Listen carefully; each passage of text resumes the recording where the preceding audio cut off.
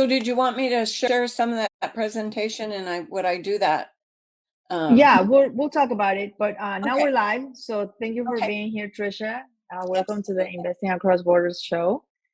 Here with Shama and Tricia, who has a lot of great things to share about Arizona. And if we need to, we have also a presentation that she has with a lot of great information. But why don't we start the conversation first, Tricia, so that you can introduce yourself, tell us a little bit who you are, and yeah, we'll get started.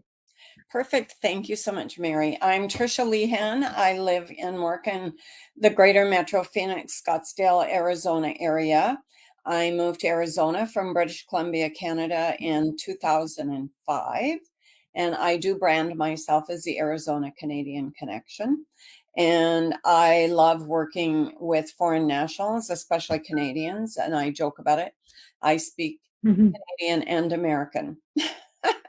Oh, yeah. And I'm with Remax Excalibur here in Scottsdale. Okay, great. Yeah, so Trish is one of our partners who helps investors look for opportunities in Arizona in the Phoenix area. So, Trisha, the first question I really want to ask you is, what opportunities have you seen lately for Canadians investing in Arizona? Let's talk about that. Well, there's lots of opportunities. Phoenix, Arizona actually is the number one city in the United States. Scottsdale is number two for investors purchasing seasonal rentals. It's the highest demanded first and second city in the United States for seasonal rentals. So people are seeing some amazing returns. I don't have the stats right at my fingertips, but there is a great return. And we have continued to be the Maricopa County for the past 6-8 years has been the fastest growing county in the United States. So we continue to have significant growth. So that in turn also gives us high rent returns on year-round rentals as well. Oh, that's awesome. That's awesome. And we have some people watching on Facebook. So they have some questions. So as they come, I'll just share them with you. So they're Absolutely. asking, Trisha, do you work on single family or multifamilies? I do work, a residential realtor. However, my fiance is a commercial realtor, so he works with people that have multifamily wants and needs. Okay, so can you talk a little bit more about the opportunities there? Kind of like what types of I get locations or Well, pricing, something? sure, absolutely.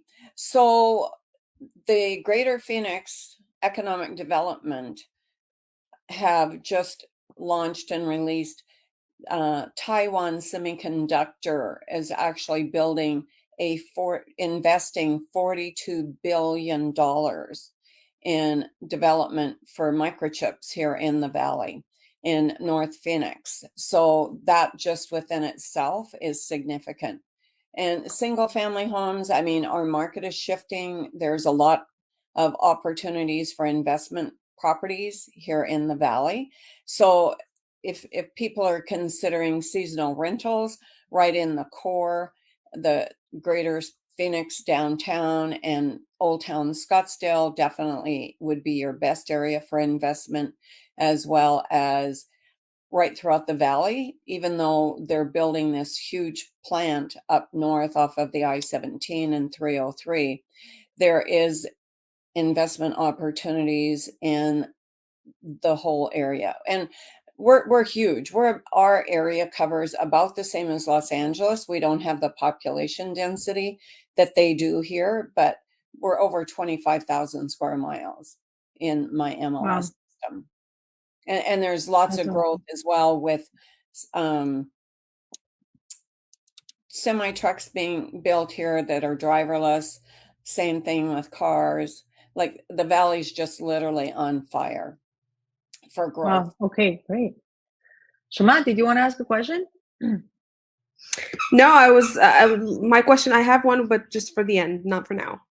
Okay, fine. So, Trisha, I think it would help a lot to maybe give us like some some numbers. Like if I was an investor listening to you right now, maybe you can help me to kind of understand, like what am I looking at when I'm investing in Arizona? Like as an investment property, an Airbnb, like a 5 bedroom, maybe 3 bathroom house that I can rent for big families to come into the area.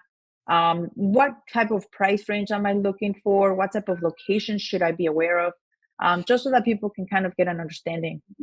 Well, I've had a lot of people do investments more in Old Town Scottsdale, and not that large of a property, more like a 3 bedroom, 2 bath.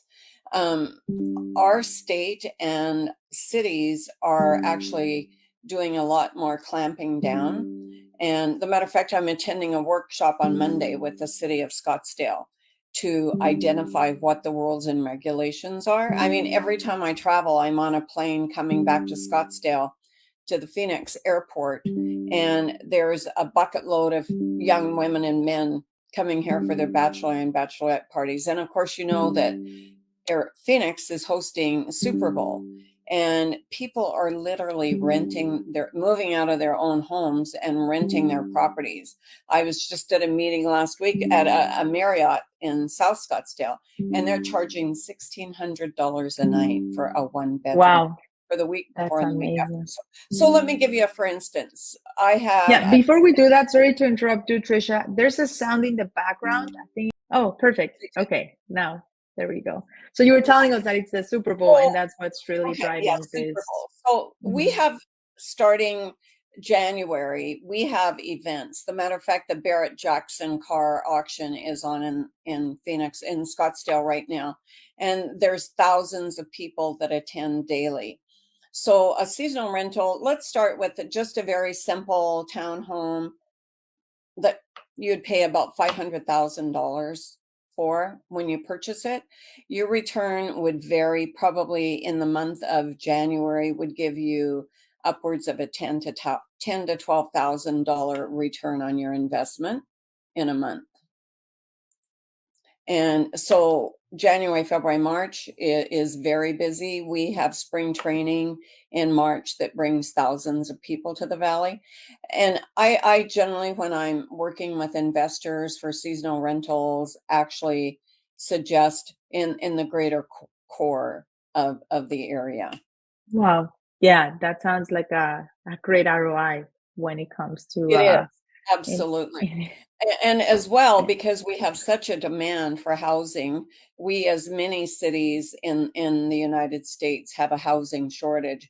And Arizona is always in the top five. We're, I think, right behind Florida this year for Canadian investment in the United States. The National Association of Realtors annually put out a guide for international buyers and sellers, and Canadians were number two for investment. And we have about upwards of 25,000 Canadian homeowners in the Valley, but the majority of them are used as second homes compared to investment. right. That makes sense. Because Okay, great. Canadians love Arizona. And just to, I actually was appointed and served on the Canadian Real Estate Association Global Committee for 2 years. And that was just a great opportunity to have the opportunity to communicate through the association on how important it is for realtors to find good, reliable resources, as Lauren and I have worked together on sending referrals to realtors in the in the US that have the experience and mainly the resources to help Canadian buyers and sellers. Buyers, it's I try to always give my buyers direction when they're purchasing their property for Mhm. the long-term outlook of selling the home. And it's a lot different than somebody from a realtor from Florida sending me a referral for their clients. It's a lot more complicated, and you have to have the experience and, as I said, the resources to help your Canadian investors sell a home. Yeah, that's why what we do here at Investing Across Borders is great because you can get in touch with Tricia and you still have a way to set up your entities the right way so that you're not double taxed. So Right. Tricia is just one piece of the puzzle. She can help you find the property, but you have to also do all of the due diligence in order to just get everything in order, I guess, so that you don't have any issues. And that's so So, true, Mary.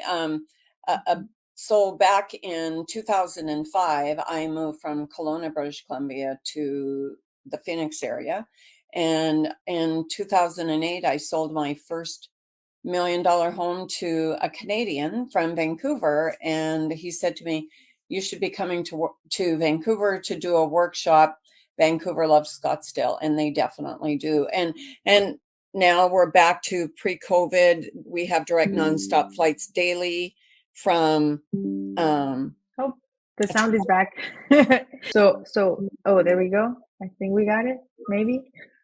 So we actually have a lot of people watching now from somebody from Vancouver Island, British Columbia, Canada. So oh, as you okay. were talking about Vancouver, and we're gonna get to a lot of these questions that people are asking, guys, as many as we can. And if you don't hear from us, you can always email us, hello@investingacrossborders.net. Okay, and we'll be hopefully we can help you. So yes, Tricia, sorry, you were telling us your story. No, I think I had addressed your question, and I Oh, okay. apologize for that messaging. That's No okay. So worries. why don't we ask some of the questions that people have in the chat? Mm. Um, Again, if you have questions, we'll be with Tricia for another 10 minutes. So we still have time and we'll try to get to as many as possible. So we got to the one about working with single family or multifamilies. That's great. I think we talked a little bit about money for specific cases, but if you want to maybe tell us a little bit more about your return on your investment, maybe for other types of, we only talked about short term Okay, so rentals, but a yeah. couple of things. I, for several years, have had the opportunity to work with RBC Bank, and they're based out of North Carolina for Canadians investing here in the US. And as well, I just recently found another great lender to work with on here locally. So, and a couple of things that I don't think a lot of Canadians are aware of. The big difference when you're purchasing a home in the United States is that you can actually, in Canada, they take out a mortgage and they're tied to that mortgage for the 25 or 30 years. So probably every 5 to 7 years, they have to refinance. So if they were at a 2 or 3% interest rate when they first took out their mortgage, in 5 to 7 years, they have to refinance that. And right now, I think most Canadians are looking at probably a 6 or 7% interest rate. And in the United States, you can actually refinance. You can purchase the home at the 5 or 7%, but then in 2 years, when the interest rates start going down, you can refinance that interest rate. So I think Right. that's a really big difference, as well as in the United States, we also have home warranties. And a home warranty you can purchase, and it can cover your appliances, your roof, your air conditioning, your HVAC. So that helps protect the value of the property when you invest in a home warranty. Yeah. Yeah, that's something very, very common. Even here in Florida, we have a lot of most people actually insure their it's a different type of insurance. It is. So It is. yeah, And definitely. that's something that they don't have in Canada. Yeah.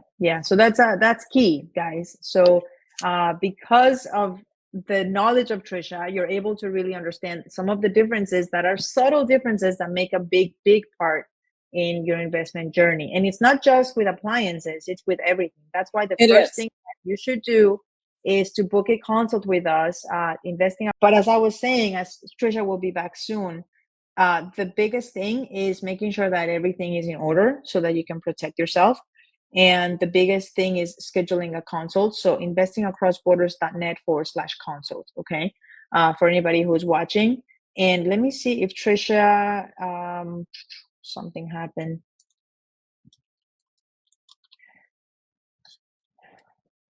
It could have been her connection as well. But we're here, Shema and I are here. So far we've talked about how you can get a really high ROI in your investment in Arizona, or in that area. And I just want to recap real quick if you haven't been here. She even mentioned, some numbers. You can get a really nice multifamily for, what was it, 500, Shema, and you typically get 10x ROI. Typically, obviously, these are not these are not always typical. Obviously, you have to do your research, work with people like Tricia, so that you can find the best possible outcome. But any investment does have a risk, so I don't want to mislead anybody into this. But it is something that it's out there, that it includes it's a potential opportunity for Canadians. So yeah, so Tricia, hopefully she comes back. Other things that she mentioned is the financing, how that is super important, where right now you can get 5% in finance. Right now, you really don't want to look at it as the life of the mortgage, because you can actually refinance after, when it goes down to maybe 3%. And you can even shave off maybe 5 years off of the mortgage. So it's a good opportunity still to be able to go here. Oh, I'm and back. we're back. There we I go. know. That's okay. We still have I time. We still have apologize. time. No problem. It's okay. So we do have another question, Tricia. So what are the HOA fees like in that area? So in the South Scottsdale area, the ranges go up to about $250 a month. But that includes everything. So that includes maintenance on the outside of the units, roof repair, and maintenance of the grounds, and in most situations, a heated pool. Because when people are investing in the area and they're wanting to come to Scottsdale for a break from the cold and snow, they want a heated pool. And in some situations, I mean, it depends on the property, but that 3-bedroom, 2-bath, like I said, the return is about $10,000 to $12,000. And then, of course, the larger properties. But as I said, our cities are really starting to put restrictions on seasonal rentals. I mean, most of the homes are in communities and people live there. So they Right. want to be able to still enjoy their home. So they are putting more restrictions on that. And I would love to come back and share more with you in a month or so, after they sort of get more information identified. Yeah. I mean, the Super Bowl is going to be there soon, so it'll be great to do this again, and you can really Yes, tell us how that went. So yeah, I think absolutely. we have time for maybe one more question from Shama. Yeah. Yeah, go ahead. I have one final question. So, how Okay. do you see the real estate market in the future, especially with everything that is happening around the economy? Well, we have had a slight price adjustment, mainly because of interest rates. It's put a lot of people out of the market. However, I really try to work diligently on behalf of my buyers and my sellers, and encourage a 2-1 buy down. That's where, if the interest rates are at 6.25% right now, they drop to 4.25 the first year and 5.25 the next year. So we actually have a housing shortage. It's just because of interest rates. And I'll just give you a real quick example. On about a $500,000 home a year ago in January, if people would have purchased with their financing, then their mortgage payment would have been about $2,200. And purchasing in November, December of 22, the mortgage with the interest rate higher would have been over $3,200. Mm, So yeah, that's a big difference. yeah, And that's what I said. In the United States, we do have the opportunity to refinance when the interest rates come down. But I mean, we aren't seeing multiple offers and having to be ready as soon as we receive the listing to pop into our email, to jump in our car and drive 45 minutes to look at one house and have the contract written before you leave. So at one point, I think it was in February of 21, I had a realtor in my office literally competing against 90 offers. Wow. So now homes are, we're more in a normal market, which is nice. You know, Yeah. it's homes are staying on the market. Average days on market is 48 days. So we're in a normal market in Arizona. Are especially in 55 plus communities, home prices it's getting very active in those communities. And then starting in March is when people start buying to move to their future home with their family. From pretty well March to end of June is our highest demanded time, because our kids go back to school, believe it or not, in July, because it's so hot here. Yeah, anyway. Wow. Okay, Yeah. great. Well, this has been great. We have just one quick question. Do you Okay. recommend a condo? Absolutely, especially condo, townhome. Like, Okay.